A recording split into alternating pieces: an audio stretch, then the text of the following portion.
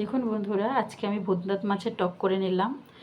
প্রথমে আমি 1.5 কেজি ওজন একটি মাছ নিয়ে নিলাম, কেটে বেছে ধুয়ে পিস করে নিলাম। মাছগুলো সর্ষের তেলে ভেজে নিয়েছি।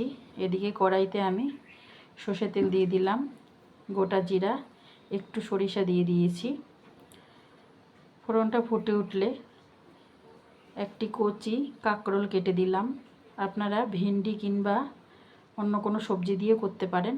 আমার একটু টকের মধ্যে সবজি দিলে ভালো লাগে, তাই কাঁকরোল ছিল, কাঁকরোল দিয়ে দিলাম।